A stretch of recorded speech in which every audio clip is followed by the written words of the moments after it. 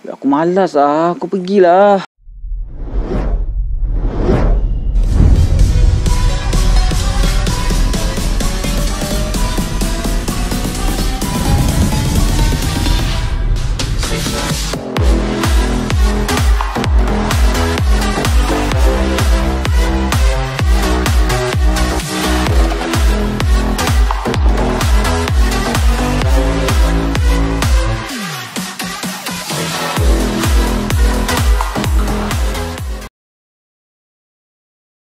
Assalamualaikum, selamat malam dan selamat kembali dalam Physics Cream Malam Sepi Berteman Kembali. So, kalau korang perasan, kenapa aku pakai benda ni kan? Ya, sebenarnya, masa kita orang nak record video ni, tiba-tiba mic kita orang yang selalu pakai tu rosak, babe. Tak. Tu memang rosak. Dia tak ada benda seram pun, tapi saja nak bagi tahu mic tu rosak, so aku terpaksa pakai benda ni, adik aku punya. Haziq. So untuk pengetahuan korang, aku dengan Zikri sebenarnya dah start belajar tau. Dah start belajar balik. Zikri dengan kelas online dia, aku intern. Sebenarnya aku dah ada pergi dekat company aku intern tu, tapi kita orang balik sebab PKPB dan buat kerja tu dari rumah. So kalau tiba-tiba korang nampak Physics Cream lambat upload video, 1 minggu tu tiba-tiba tak ada video, so aku harap korang faham lah kan. Tapi doakan yang baik-baik, semoga Physics Cream dapat konsisten, dapat terus bagi kepada korang setiap minggu 3 kompilasi baru kisah-kisah seram. So macam minggu ni kita ada 3 kompilasi kisah seram baru. Kisah seram yang aku bagi nama Seriau Camp PLKN. Tapi lihat tu, sebelum kita start, jangan lupa subscribe, like, comment and share. Jangan lupa hit notification button, so bila kita nak upload video-video baru, korang akan dapat notifikasi terus, okay? So tanpa buang masa, jom kita ke kisah pertama malam ni. Kisah yang aku bagi nama Aku Teman Ya. Sekejap, lampu. Betul. So kisah Aku Teman Ya ni terjadi kepada salah seorang pelatih Camp PLKN yang bernama, bukan nama sebenar, kita bagi nama dia Mawar. Okey. Macam biasa, lepas habis je tingkatan 5, orang-orang yang terpilih ni akan pergi ke Camp PLKN lah, pusat latihan khidmat negara. So Sarah ni adalah seorang pelatih camp yang banyak minum air lah. Kita cakap dia ni banyak minum air.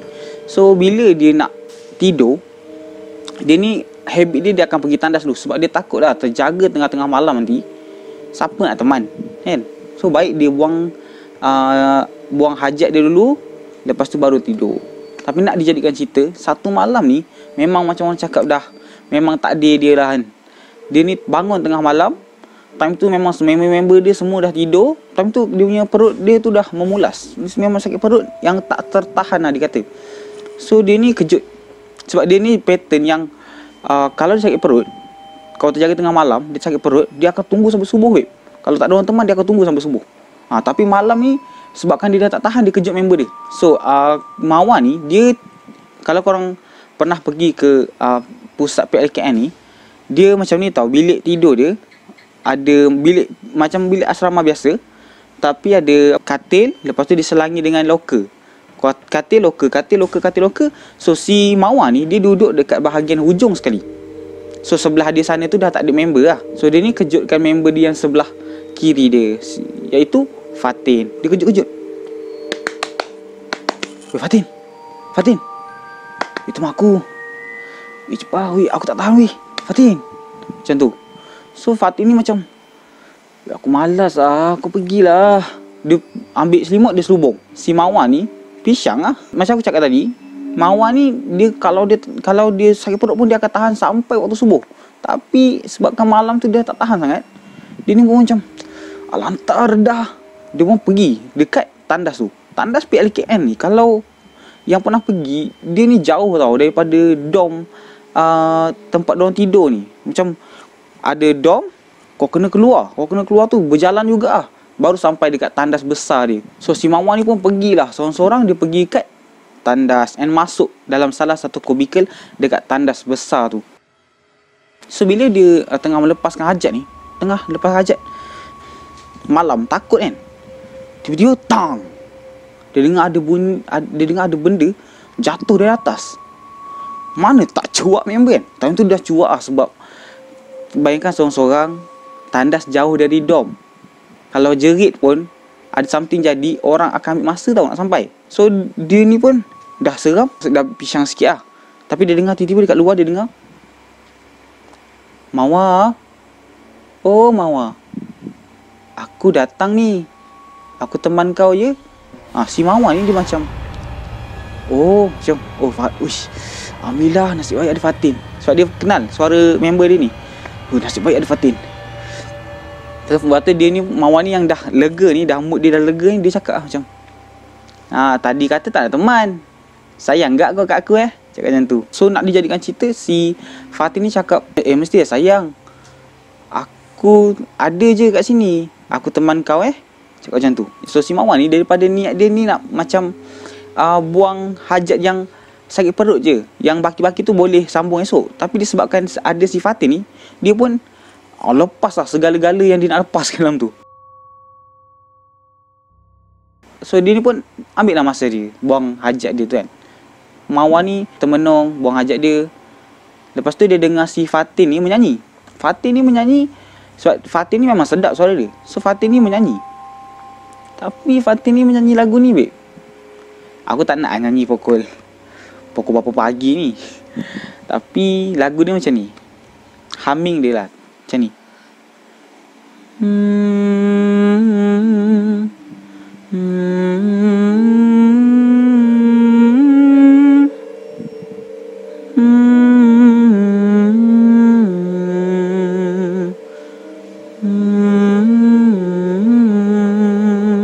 Macam tu. Lagu apa? Lagu Ulik Mayang, babe. Si Mawar ni dia dah macam, apa hal Fatin ni? Fatin, woi, tukar lagu lain. Kau ni malam-malam nyanyi lagu ni, aku nak buang hajat pun tak senang lah. Si Fatin ni pun tukar lah lagu. Tapi dia tukar lagu yang tak lari jauh, babe. Dia nyanyi lagu apa? Lagu ni, babe. Nyanyi lagu, pulangkan resah hatiku, oh hentikanlah menghantuiku, oh pulangkan, oh pulangkanlah. Macam tu. Lagu Misha Umar, babe. Lagu pasal hantu juga. So dia ni pun dah macam, lantak kau Fatin. Asal si Fatin ni nyanyi lagu macam pelik-pelik di malam ni kan. Okey, tak apa lah. Dia pun dah selesai buang hajat dia. Dia keluar daripada kubikel tu lah. Dia keluar daripada kubikel tu, dia nampak Fatin tak ada. Pisang. Nampak Fatin tak ada. Lepas tu dia rasa macam, Fatin ni dah balik dom ke kan. Dia check kubikel tak ada Fatin. So dia pun macam, kau bayangkan, benda ni pelik tau. Kalau macam member kau teman, cakap dia sayang kau bagai teman kau, tapi tiba-tiba kau keluar, dia tak ada. So si Mawar ni pun bergerak dalam keadaan risau, dalam minda yang tak keruan tu. Dia datang, dia balik kat dom dia. Balik kat dom, apa yang macam mengejutkan dia, dia nampak si Fatin ni dalam posisi macam mana dia keluar tadi. Tadi aku cakap masa dia keluar, dia nampak Fatin ni selubung dengan selimut kan. Dia masuk-masuk, dia nampak si Fatin ni selubung juga. Dia dah macam, apa ni? Dia dah mula fikir bukan-bukan kan. Sebab apa jadi dekat tandas tadi? Ada kemungkinan yang sebenarnya Fatin teman, tapi dia ni macam dah start macam, okey, mungkin yang teman aku tu dah benda-benda macam ni dah. Tak apa. Dia dah tengah tak sedar hati tu, dia ni tidur baring selubung, mengenepikan benda-benda seram ni. Dia tidur. Tiba-tiba selimut yang dipakai tu kena selak, babe. Macam ni. Selak. Dia nampak Fatin ni depan, dekat tengah selak. Lepas tu Fatin ni cakap, Cak, terkejut tak? Saya teman awak je. Surprise. Cakap macam tu. Lepas dia cakap macam tu, apa lagi, si Mawar ni pun gelap, terus pengsan lah. Lepas tu esok paginya dia pun tanyalah, nak dapatkan kepastian, dia tanya si Fatin ni, betul ke Fatin yang teman dia kan? Tapi apa yang memeranjatkan Mawar ni, Fatin cakap, Mawar, kau marah apa? Semalam kau tak ada kejut aku pun, macam mana aku nak bangun? Macam tu. And barulah si Mawar ni tersedar, si Fatin ni, si Fatin yang member yang dikejut ni, jenis yang kalau dengar bunyi bising sikit dia dah bangun. Tapi malam tu, masa dia kejut, siap goyang babe, tak bangun babe. So sekarang ni banyak persoalan yang bermain kat minda dia lah. Siapa yang dia kejut malam tadi, siapa yang teman dia, siapa yang nyanyi untuk dia malam tadi, siapa yang main cak-cak tu. Aduh, tengah dekat PLKN, tempat hutan babe, tempat yang kau tak biasa, tiba-tiba kena kacau. Pisang. So itulah kisah untuk aku teman je. So kisah seterusnya ni, kisah dia agak ringkas tak? Tapi kalau kau kena, memang kau PLKN ke kau tak PLKN, memang kau lari. So kisah kedua ni kisah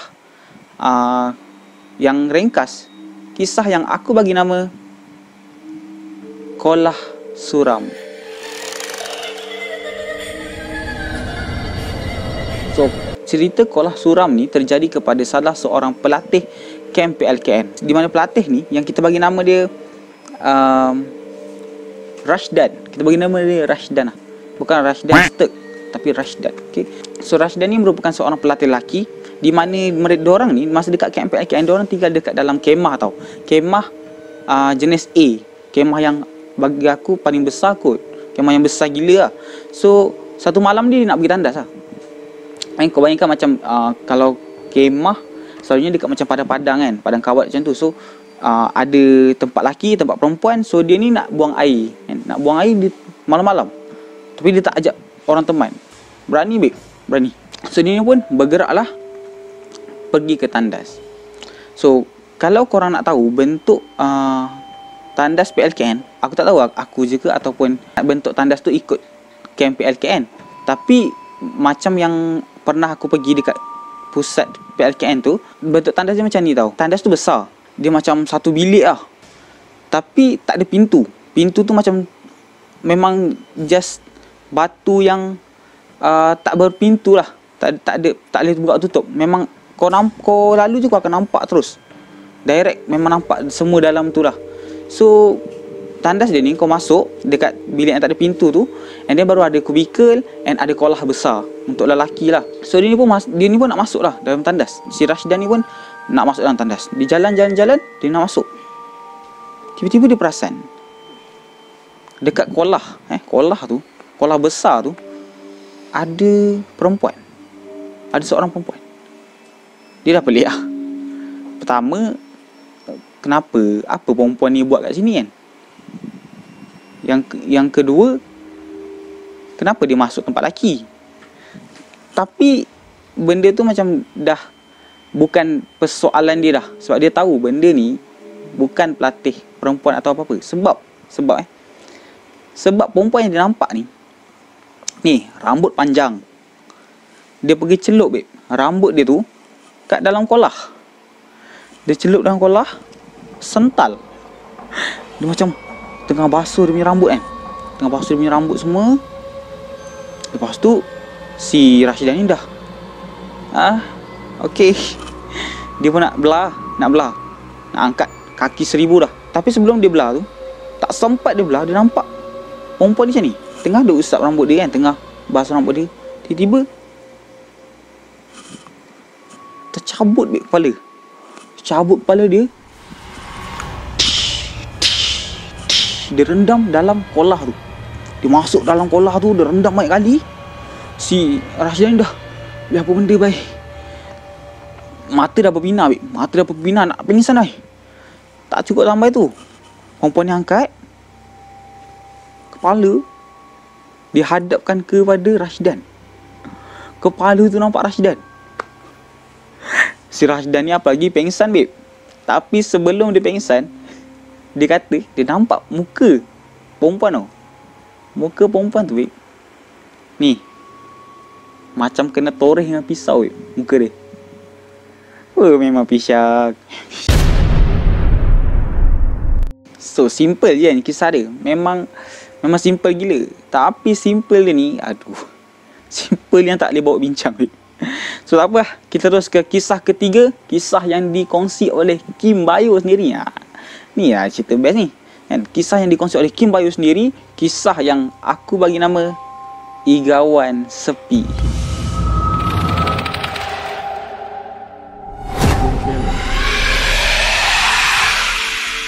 So kisah Igawan Sepi ni kisah yang dikongsi oleh Kim Bayo, di mana dia ni menjalani khidmat latihan negara dekat kamp PLKN Rahsia. So Sarah bukan nama sebenar. Sarah ni dia kata dia memang boleh nampak tau. Dia memang boleh nampak benda-benda ni. Daripada form 1 sampailah form 5 macam tu. Dia memang boleh nampak. Cuma dia nampak ni macam sekejap-sekejap je. Dia nampak, lepas tu dia macam hilang macam tu. Dia nampak sekejap je. Nampak macam tu je lah. Tapi start daripada habis form 5, hujung form 5, kan lepas tu PLKN, and sampai sekarang ni dia kena kacau teruk agak. Nak dijadikan cerita, dia ni terpilih untuk pergi ke camp PLKN.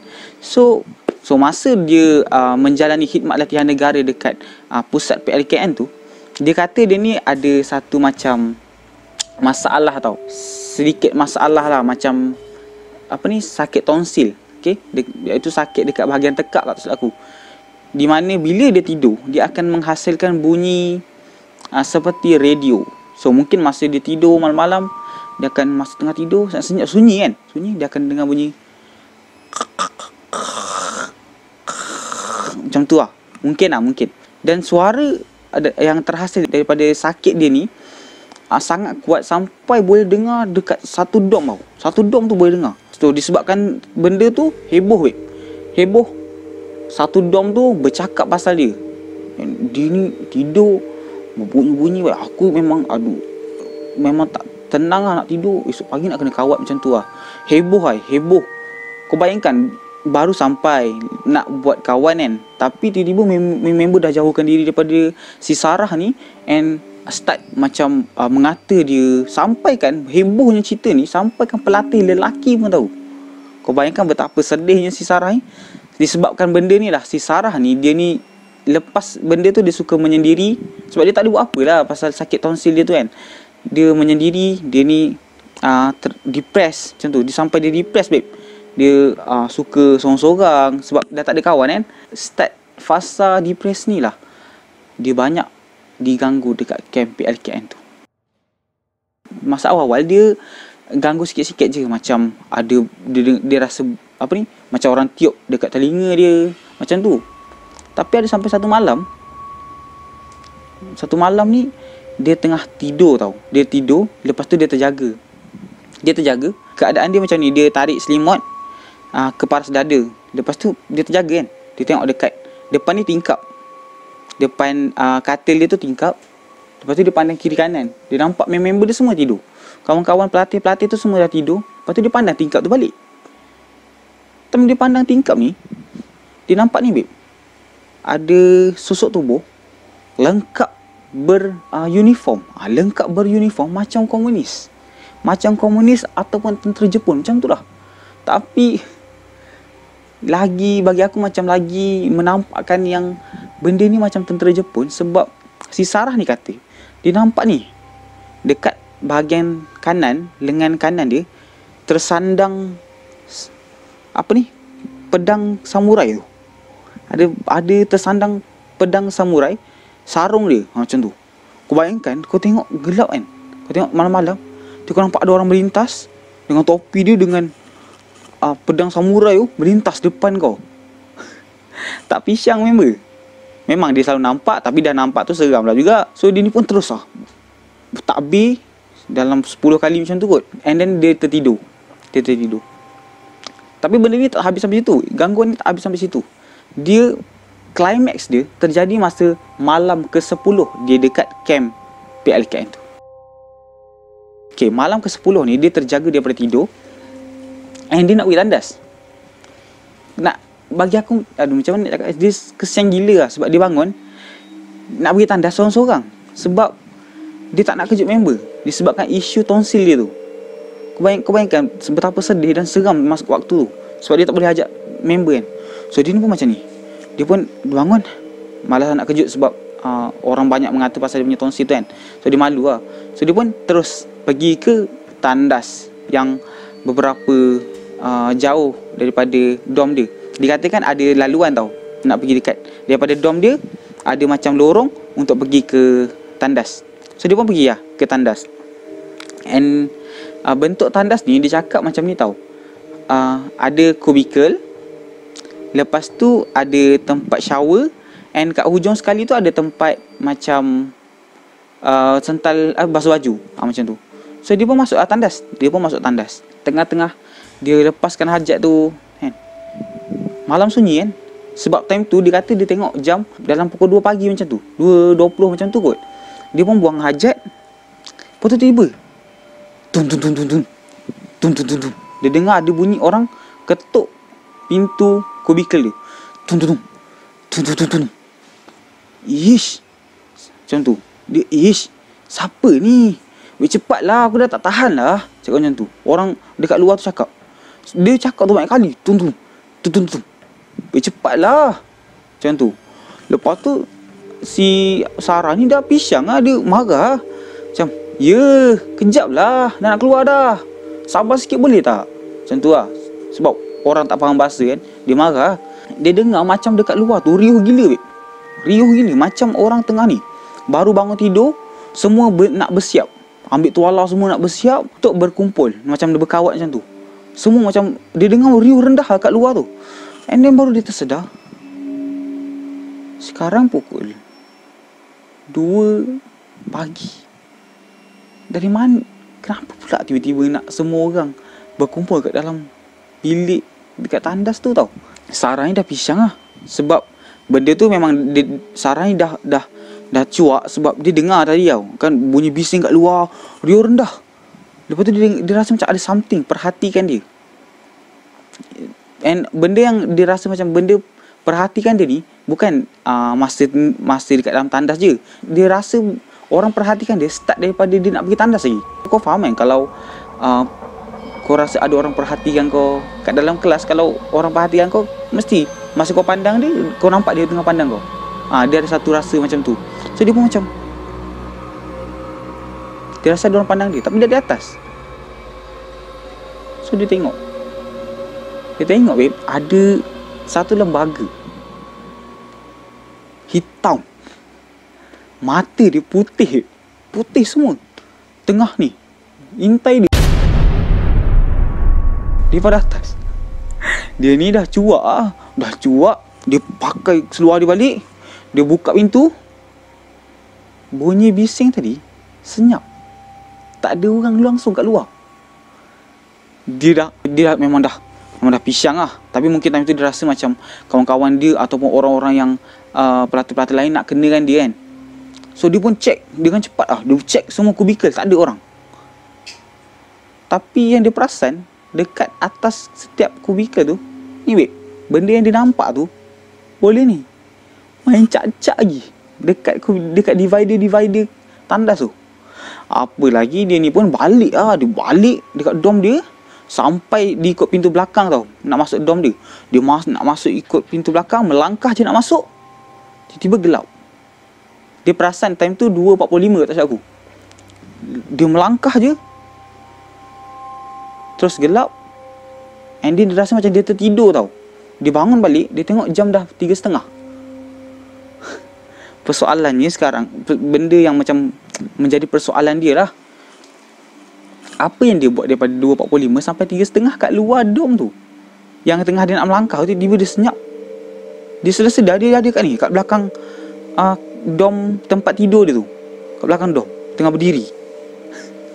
Pisang lah dia kan. Kalau tak silap aku, disebabkan tu lah dia diberi pelepasan untuk balik. And disebabkan mungkin masalah tu ataupun penyakit dia tu, dia dibenarkan balik. Dan dia ceritakan benda ni dekat macam family dia lah. And si Sarah ni cakap, mungkin lah dia ni diganggu, suka diganggu ni sebab dia ni suka bersendiri kan. Sebab benda-benda macam ni dia dah tak ada kawan. So benda ni tengok macam, oh, aku boleh kawan dia ni. And Fidget Scream teman korang. Tapi masa korang sendiri tu kita tak tahu siapa yang teman.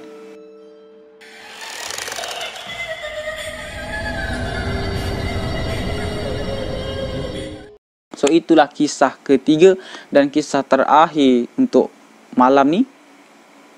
Kisah seriau Camp PLKN. Untuk pengetahuan korang, si Sarah yang berkongsi kisah ni, dia cakap dia akan menjalani pembedahan berikutan dia punya sakit tonsil tu. So aku harap korang kat luar, Kim Bayu semua boleh doakan Sarah ni supaya dia diberi kelancaran and berjaya dalam pembedahan dia. Okay, so itu je untuk kisah malam ni.